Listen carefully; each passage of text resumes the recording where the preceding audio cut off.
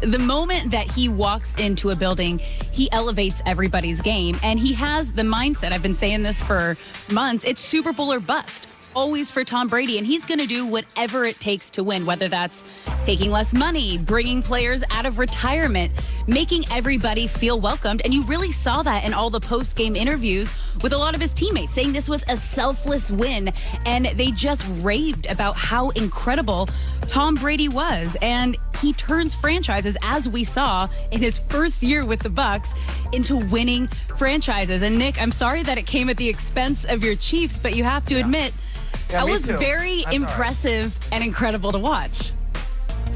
So I've got extended thoughts on this that I think will surprise the audience that we're going to do at the top of the very next hour. So I want to hold some of it back. Okay. But what I will say is, to your point, Alex, there is a great anecdote about after the NFC Championship game. There was a special teams player, I think it was, I apologize, I can't remember the player's name, who was crying in his locker, so excited they had made the Super Bowl. And Brady yelled at him about it and said, "What the bleep are you crying about? Job's not done. We haven't done anything yet." And I think that speaks to what you're talking about and what Brett Favre is talking about. What else do we got, Alex? It's the whole mentality. Well, the Eagles are looking to trade Carson Wentz, but they may have to lower their asking price. It's been reported that they are looking for a deal similar to the one the Lions got for Matthew Stafford, but the Athletic's Michael Lombardi says that it's too much. He tweeted, "The Eagles' asking price, according to one team source, was ridiculous, laughable, and not worth countering. And until they lower their expectations based on the uncertainty of the player and contract, their initial price will never be obtained." Now, in my mind, you're only as good as your last performance, your last show, your last season. And Wentz got benched in 2020. Just that alone is hard for me to kind of wrap my head around. He went 3-8-1 as a starter in 2020. He had a 57.4 completion percentage. This is going to be a tough sell for Philly. I mean, Nick, what's your gut feeling? What are they going to get? Are they going to get anything for him? My gut feeling is I think they will get something, but not much at all. I don't know about in your household. In my house, we're big Monopoly players. We get very competitive with it. We play it a lot. And what the Eagles are doing with Carson Wentz reminds me of a strategy that I have when playing Monopoly, which is I'm trying to sell Connecticut. It's worth like $200. It'll finish a Monopoly. And I say to, usually one of my children trying to take advantage, "I'll sell you this for $1,500, hoping to get $200. But I've set the bar so high that maybe they'll think $400's a bargain." That's what the Eagles are doing. Asking for 2 first-round picks. Hey, listen, I've got a nice watch. Yeah. I'll sell it to you right now for $85,000. Like, wait, what? Huh? What? And so, I feel like that's what the Eagles are doing.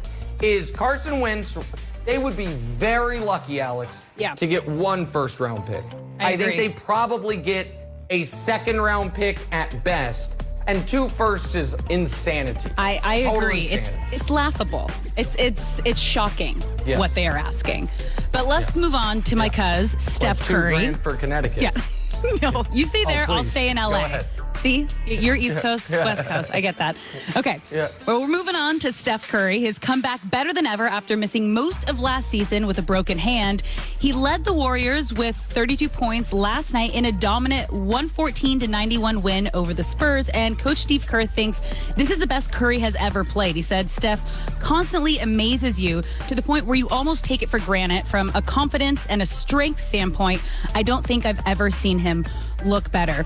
And because we didn't see Steph for so long, I don't know if people forgot that he is absolutely one of the best players in the game. And he broke his hand last season, only played 5 games. So he went 9.5 months between his last games. And then he had to sit home and watch the playoff bubble. I can't even imagine for a player of his magnitude, who was at the top of the mountain, who won 3 titles in 4 years. I mean, he was at the peak, the best of the best, and then all of a sudden was at the bottom of the mountain. Think about not only the mental, but the physical training that someone and an athlete of that status puts themselves through to get back to where they need to be. So me personally, this is what I expected to see from Steph Curry, and I am excited that he is showing up and he is playing like this. Well, I want to give him credit because it's also what I expected going into the year. But when the season started and the Warriors looked like they might be the worst team in the league, there was some concern as far as for one of the guys who I believe to be one of the 18 greatest players in the history of the sport. If you're healthy all year, your team needs to be at least 500. No matter your supporting cast. You can't be terrible. And at the beginning of the year, it looked like they were going to be terrible. And since then, he has he has activated his own little infinity stone. And now they're not a great team, but they are hanging around the playoff picture. And by the way, I think it'd be super fun.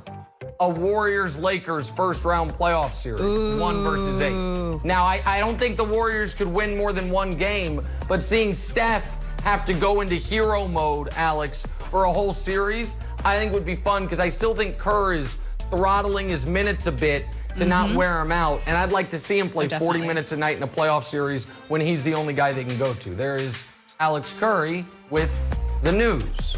Well, that's the news. And thanks for stopping by. The Herd Lie News. We'll talk more about Steph Curry with the great Chris Broussard about 40 minutes from now. But speaking of the NBA, I know a lot of you guys probably are just now